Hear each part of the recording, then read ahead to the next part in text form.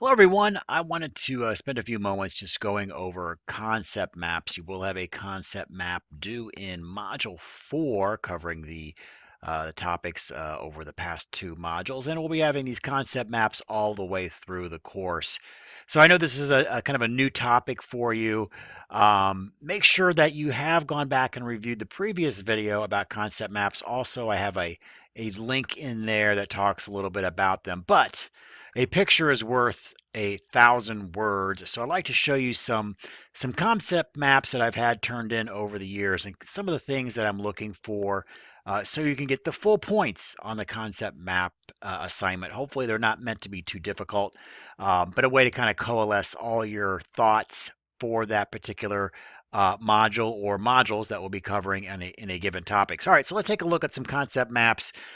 These are some of the sort of the outstanding examples over the years, um, but to kind of let you know what some of these things look like, and I'll kind of walk through it. So you can see here, this particular student, they went with a concept map where they went from the center out, which you can do, or you can go from the top down or left to right, up to down, totally up to you.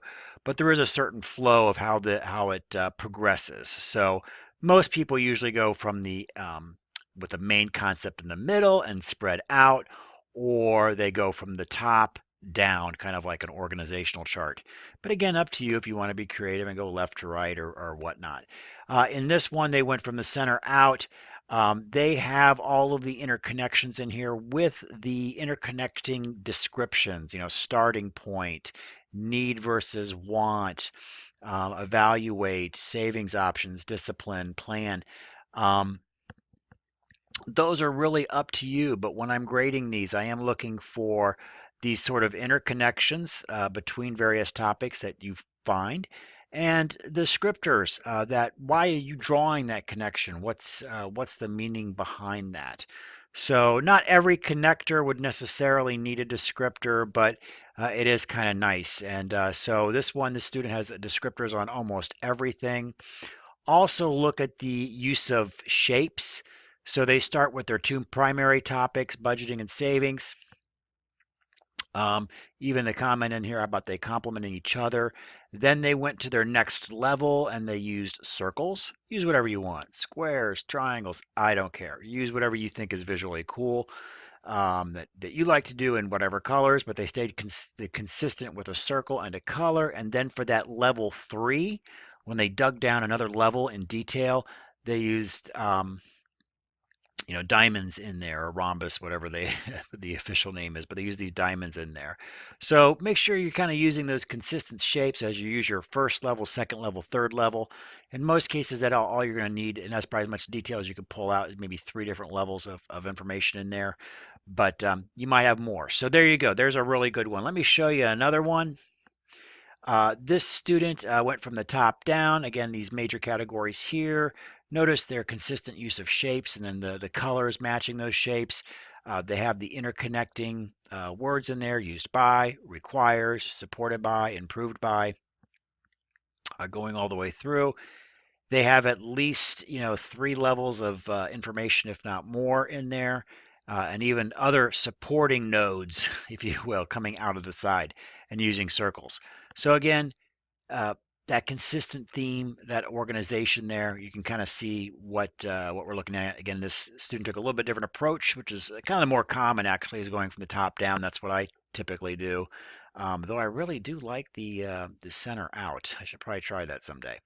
And then lastly, let's take a look at another one real quick. This one, it takes the cake. So I wouldn't expect you to do, this. This is definitely mega overachieving here. But this, I mean, we're looking at top notch kind of stuff here. Again, this person going from the center out, then building these concepts using consistent shapes, all the way through, and then the supporting, and then with some supporting descriptors in there. They weren't as strong as the other students with the supporting descriptors, but the level of detail, as you can see in this, is pretty phenomenal. So again, this is probably way over the top, but this is a great one here. All of them received full points when you see these these particular ones, they all receive full points in there. So you do want to make sure, again, that you have the major concepts, you have that various levels of detail. We're going to be looking for, in generally, at least 3 levels of detail in there. If you just have one topic and then one supporting, I mean, it's probably, not enough. So take a look at the rubric. That's going to help you too, and try to making sure that you can get all the points. And there should be plenty of topics when you look at these module or modules, because sometimes we'll do 2 modules. Will be covering a subject, and then I'll have you coalesce all those ideas in that. So there should be plenty of information for you to dig out in there.